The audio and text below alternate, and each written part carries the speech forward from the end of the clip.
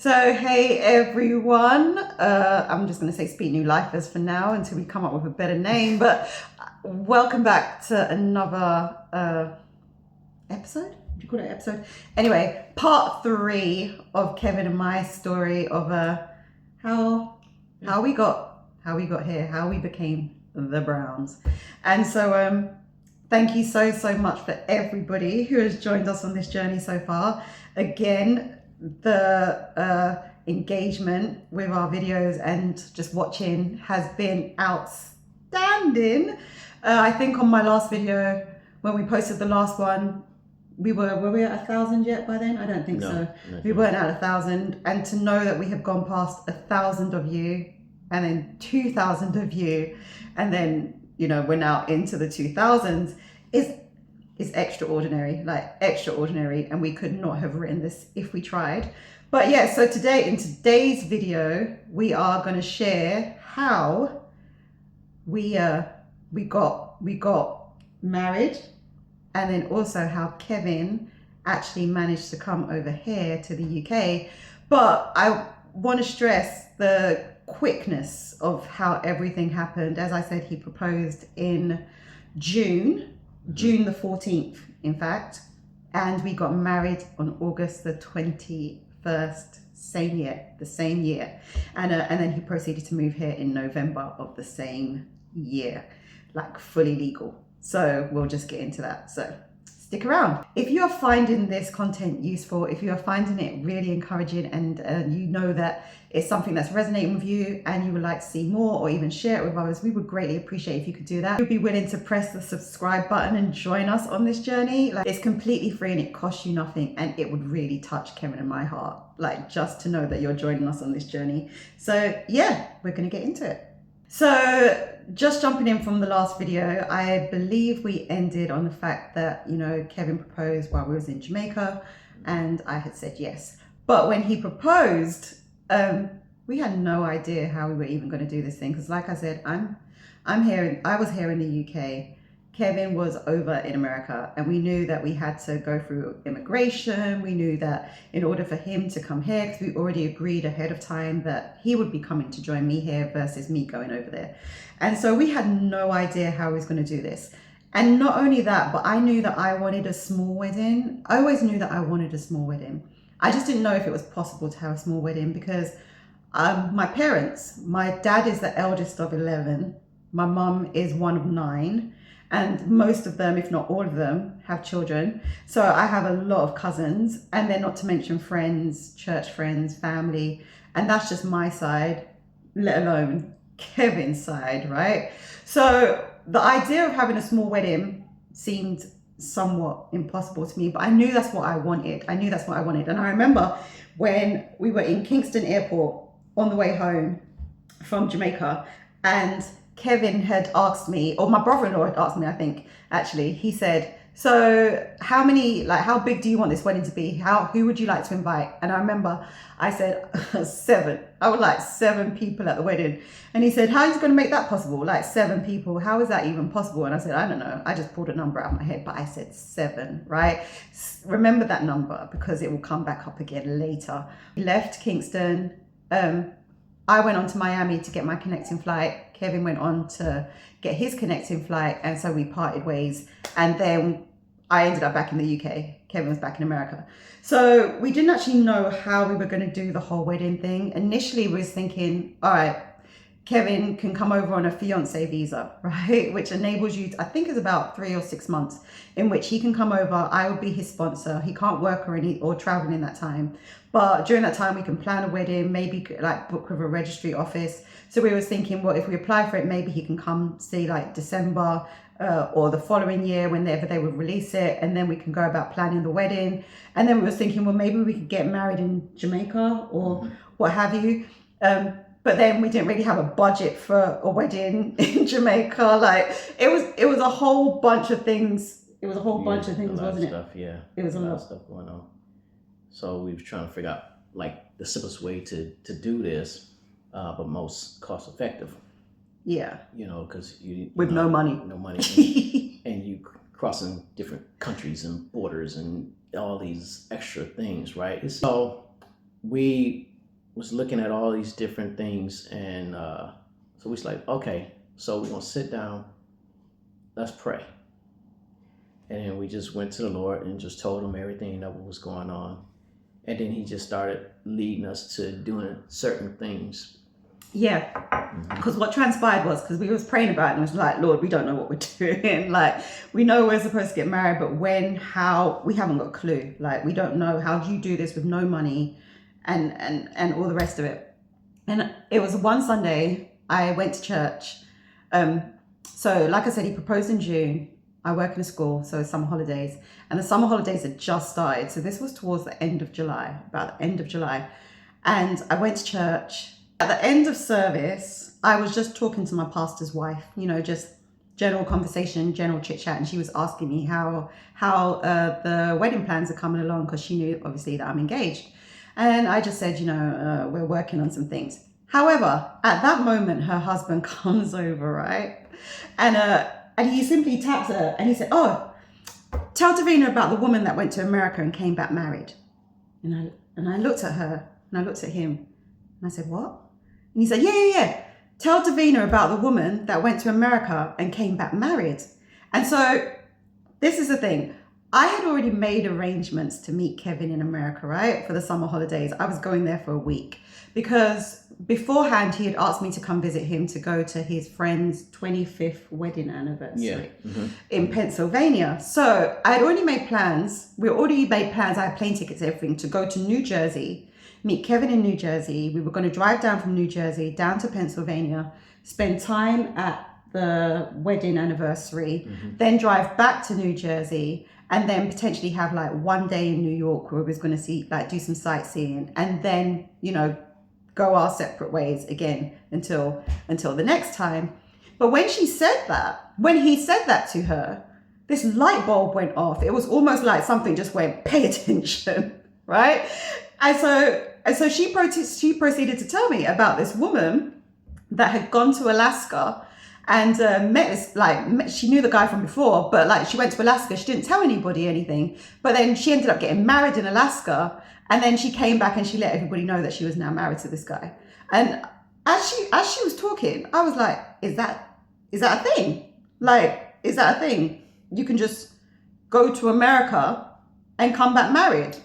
Like, how does that work? And so I remember, I don't think I spoke to you that day about it. I can't remember, but I think it was the next morning, because we used to speak every morning because Kevin was on the same time as me. Even though he was 5 hours behind, he worked nights. So even when I was getting up and getting ready for work, he was also getting up and getting ready for work. So we were able to like communicate. And I remember just speaking to him, I said, Kevin, I got this crazy idea. I said, would you think it crazy if when I come over to America to visit you next month, that we just get married? And he was like, would you mean? You can do that? I'm like, but we can do that? And I was like, I don't know, but we should at least find out. So anyhow, we started looking at, we was going to be in New Jersey. So we started to look at New Jersey to see if we could get married in New Jersey. But it turns out that you need 72 hours between when you pick up the license to when you have the ceremony. And we didn't have 72 hours, right? We probably had I don't know. We was thinking 24 hours because I was flying out there on the Thursday and I was due to fly back the following Wednesday, right? So it's not like we had a whole bunch of time, and we had to go to Pennsylvania during that time. So when we was looking at New Jersey, it was like, well, that's not really going to work. And it's like, and then we looked at Pennsylvania because it's like, well, we're going to be in Pennsylvania, but it was pretty much the same thing. And then this idea just came and said, well, what about New York? Like, if we're going to be in New Jersey, what about New York? So we went and looked at New York, and it turns out in New York, you only need 24 hours between picking up the license and having the ceremony. And so it was just like, okay. So initially we were thinking that, you know, we would pick up the license. If I got there on the Thursday, we would drive down to Pennsylvania, come back on the Monday, pick up the license, get married on the Tuesday, and we both fly home on the Wednesday, right? It sounds crazy when you say it out loud, but this is literally what happened. And so that's what we were planning on doing, right? But then Kevin had this idea, and he was like, well, if you're coming down on Thursday to New Jersey, we can nip over to New York on the Friday, pick up the license, then drive down to Pennsylvania, and then when we come back on the Sunday, get married on the Monday, we'll still have the Tuesday together and we can fly home on the Wednesday. And it was like, we can do this? Like, do you think we can do this? And he was like, yeah. And so anyhow, we began to plan, right? So when we went onto the website, the dates on the registry hadn't been released yet because they released them 2 weeks in advance, and it was probably 3 weeks. So we had to wait a week before we could actually book. We were just like, we don't know if we're going to get the dates. And then, yeah, it's like the dates were released. Kevin went and booked it. He just went and booked it. And he came back and he said, Davina, I booked it. Yeah. I booked it. And I was like, oh my gosh, you've booked it. And so the license only cost $35. Like the license cost $35. And we booked the ceremony as well at the same time. And the ceremony was $25. So now we knew that we was getting married on the 21st of August, which was a Monday. A Monday, yeah. Which was a Monday. So the plan was I get to America on Thursday. We go to the registry to pick up the license on Friday. We drive down to Pennsylvania. We come back Sunday, get married on Monday, and etc. So now we've got a whole plan, right? It's paid for. There's things happening. So I remember sending this message to my sister, and I just said to her, "Oh, by the way, just to let you know, when I pop over to America to go see Kevin, we're gonna get married while I'm there." And then she was like, what? She's like, well, if you're going to be going to New York to get married, I want to be there. And I was like, you want to be there? Because we weren't even expecting, we thought we'd have to go out on the street and find a witness just to sign the paperwork. And she's like, no, I want to be there. And I was like, well, if you can be there, we would love for you to be there, right? So anyhow, she went away, she booked her ticket, and she invited her friend with her. And so it was the two of them. And so when she booked it, bearing in mind, I haven't even told my parents yet, right?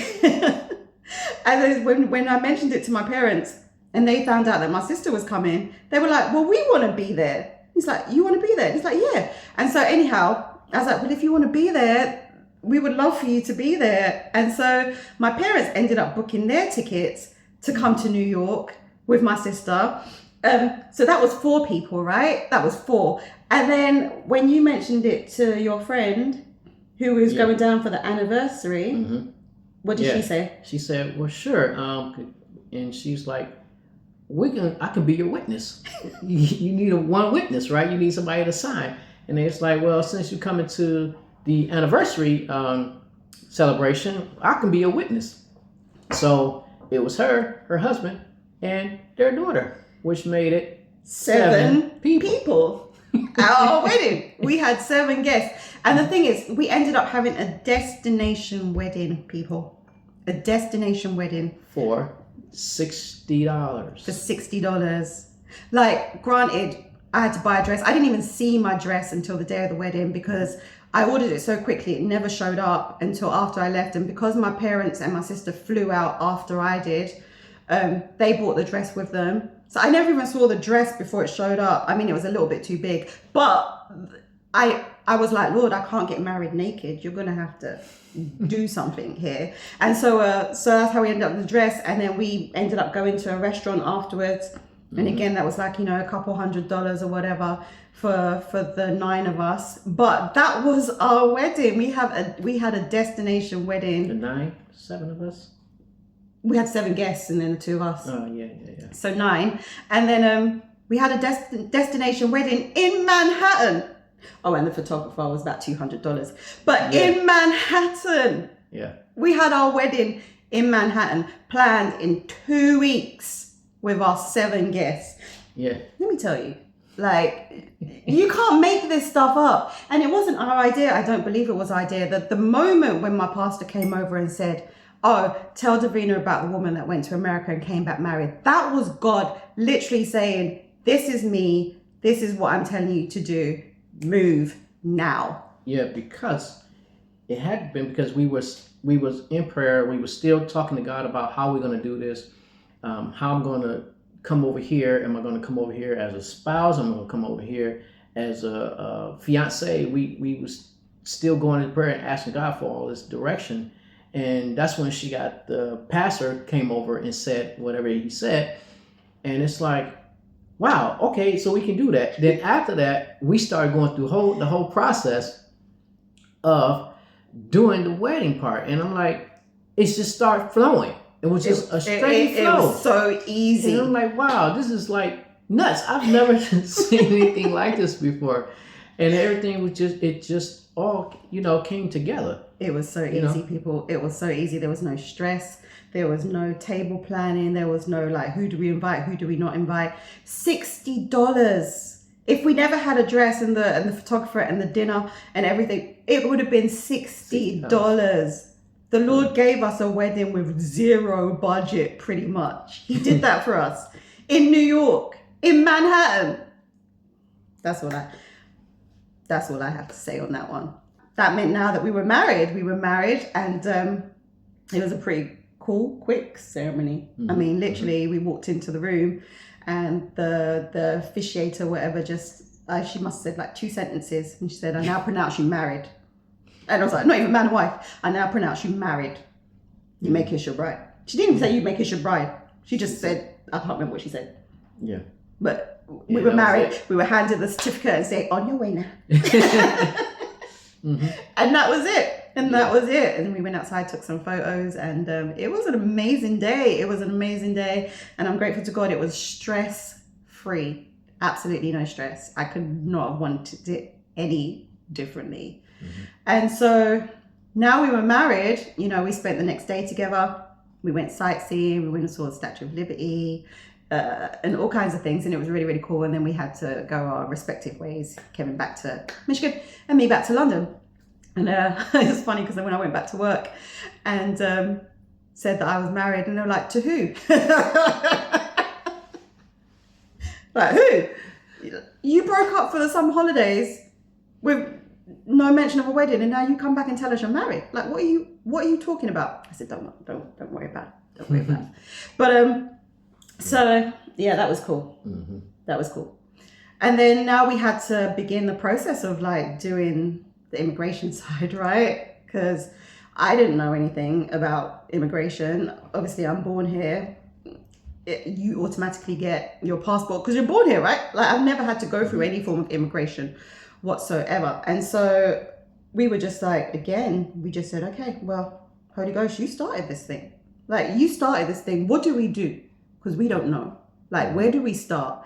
And initially we were thinking, do we need to get like, professional help, what have you? But what happened is that we left on the Wednesday. I got home on a Thursday. Kevin got home. And we said on Friday, we said when we're all settled, Friday we're going to get on a Zoom. Like, we're going to get on a Zoom and we're going to just figure this thing out and get on the site and just start filling out the form as best as we can. So that's what happened. We got on the Zoom on the Friday. Got on the Zoom, we started going through the process. We really didn't know how we was gonna do this stuff, but we just started doing it. We went through the whole thing, and it was a part on there that I can remember. It was asking some specific things, and we was like, we don't have a lawyer or whatever to do this. And I was like, okay, let's just go ahead and do this and do it. And they have options where you can have somebody representing you, or you can do it on your own. We chose to do it on your own part because then to get some help, that will cost even more. So it's like, let's just do it on our own and just trust the Lord to help us. And we just started going through the whole process. And then we submitted the application. We submitted all the forms. I gave everything they asked me for. Davina gave everything they asked her for that they needed. So now we in the waiting part. We're in the waiting part. And during the waiting period, they said it takes how long through this process? Oh, wow, it can take several months. It takes several months. So we was thinking I'll be moving here the following year because we are in the going towards the end of the season. Yeah, because this was like, towards the end of August. Yeah. And so we was thinking, okay, if it's going to take a few months, then we may be planning for you to come around January, February next year. Yeah. So after all of that, we going through that process. Then I start getting worried about things going to start happening quicker, right? And I'm like, okay, one thing I can remember, I went to service one day, and we had a guest preacher, and he started talking about God expediting things. He's going to start making things move faster. And he's like, in 10 days, he said, expect something in 10 days. And I was like, it hit me because he looked at me. I don't know if he was looking at me, but he looked at me. My eyes connected with his. And he said, in 10 days, expect things to happen. Mm-hmm. And I was like, wow, I felt it. I said, you know what? I think this is you talking to me, Lord. And then I told Devine about this, that he just kept going on and on and on about expediting in 10 days. It's 10 days thing. And did you got something too? Yeah, so my friend, when we was planning getting married and how quickly the whole thing came about, she just said, I feel like God's like expediting things in this season for you. I feel like he's expediting things in this season for you. So when Kevin received the same word, like expedite, things are being expedited, we were just like, okay, we're paying attention. We're paying attention. Mm-hmm, mm-hmm. Mm-hmm. So after that, we talked about the expediting and the 10 days thing. So now from that Sunday, we now on 10 days. That 10-day clock starts that day. So when I talked to her after that, which was the next day, I told her about it, and we both spoke about it, and we just started praising him for this 10 days. So now I'm looking for something to happen in 10 days. I say, all right, Lord, you said 10 days. I'm expecting things to happen in 10 days. So to fast forward. Because that was about mid-September, wasn't it? Yeah. That was about mid-September. So I went to a Bible study on a Tuesday, and this was like the 8th day. Mm-hmm. The 8th day. And so I'm like, okay, I go to service. I get a message, 2 messages. I get first one before I went to service. I got a message saying that my documents, because I had to go and do all the process, all the documents. I'm moving ahead, so I won't be long with you guys. I submitted everything they asked me to do. I went to immigration, did all that, took my picture, gave all my information. Okay, so I got a message saying that it was they was processing it, right? So they was going through all the stuff, right? That was before I got to service, before I got there. When I got to the church, this was like probably 10 minutes later, I got another message saying that it was being distributed. Dispatched. So I got the service and I got the second message 10 minutes later, and it said it was being dispatched. Now, I didn't really know what that meant. So I asked somebody that I know at service that knows about this dispatching and things like that because they work in the warehouse. So I said, I need to ask you a question. What do this mean? And it's like, well, that means that it's on its way to you. And I said, really? Because first I got the message that it was in process, like they still have it. Now I got a message 2 minutes later that it's been dispatched, meaning I'm about to get it really, really soon. I'm like, okay, cool. So I was excited. The next day, which was my day off, and I'm at the house. I talked to Davina that morning, like I always do every morning. I was off, but still I was up because I set my alarm to make sure I wake up to talk to her that morning because we pray. And I told her about the messages that I got. And she's like, wow, really? I said, yeah. So the the morning went on. I say around about 10 a.m. Eastern Standard Time, I get a knock at my door. And I'm like, who's at my door at 10 o'clock in the morning? I'm like, I don't know. So I see the UPS van, and man, so he's walking away now. So I rush to open the door, and I said, hey, you got a package for me? He said, yeah. So it was this white envelope. And I'm like, oh, okay, cool. Maybe this my stuff, my documents, just paperment, my papers. I'm thinking that's all it is. And then when I felt it, I felt kind of like it was just thick kind of. And I was like, I said, all right, I just went into prayer. I said, Lord, I said, please let this be my ID. Please let this be my passport to go over there. And this was the 9th day, right? So I open it up. It's another envelope inside that envelope.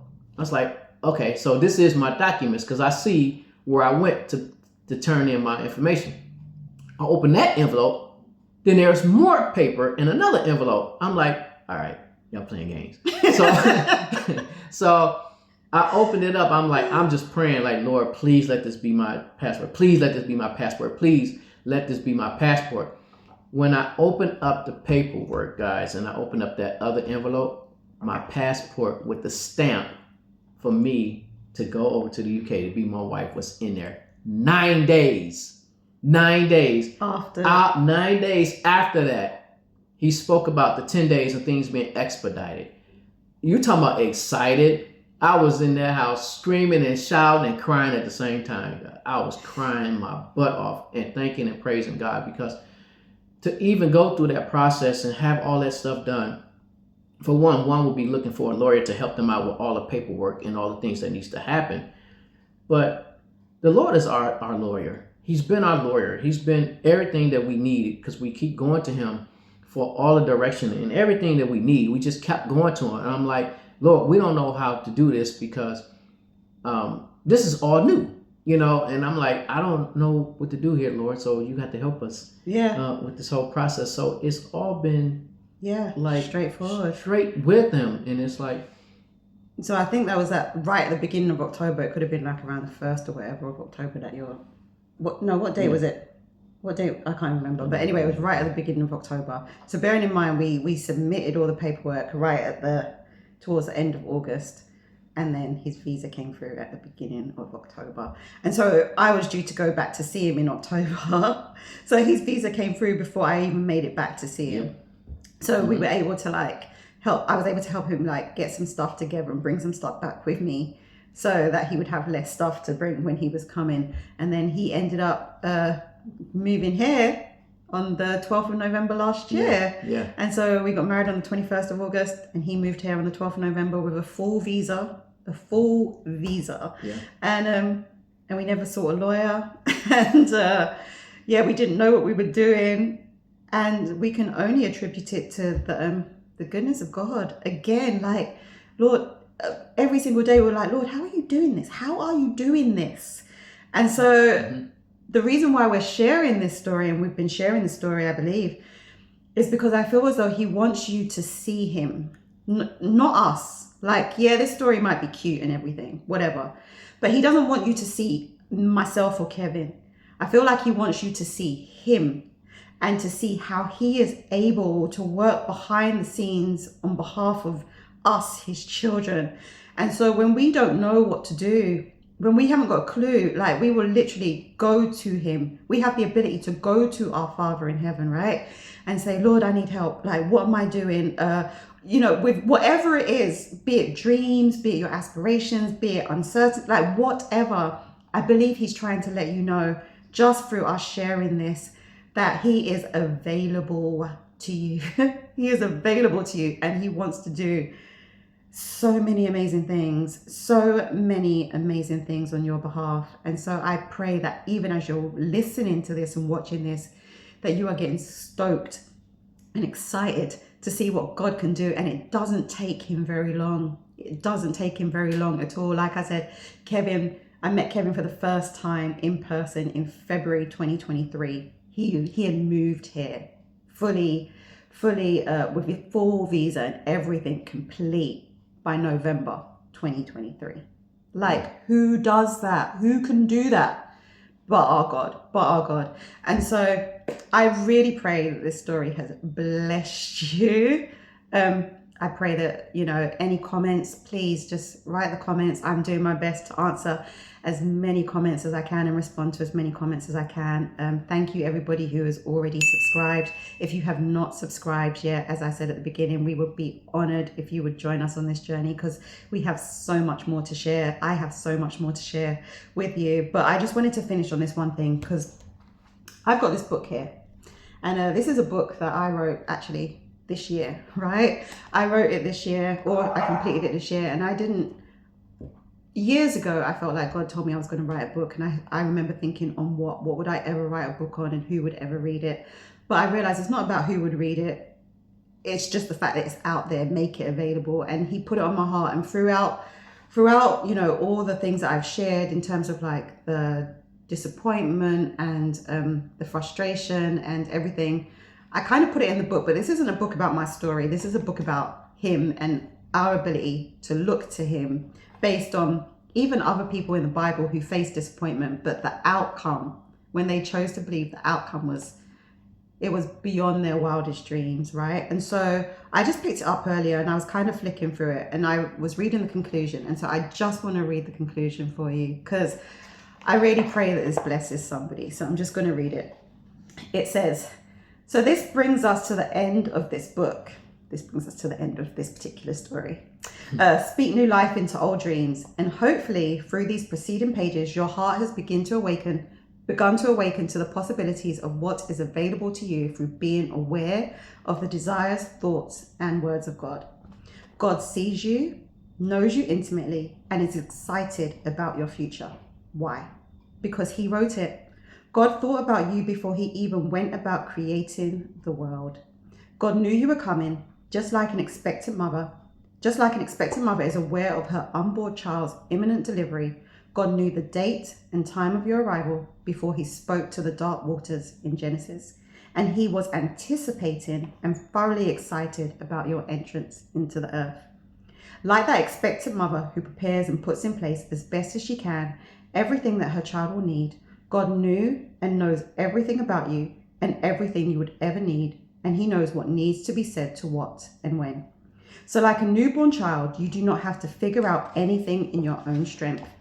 Even when you think you do not have a clue, God has all the answers, because he is the answer. Mm-hmm. If you are born again, God is in you, which means that every answer you would ever need is walking around with you daily. Mm-hmm. Every fulfillment of every dream is with you, and every word you would ever need has already been spoken by him.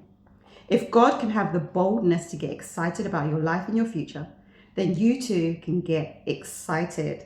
Now is the time to get so excited about your future that it bursts free from your heart like juice from an overripe squeezed orange.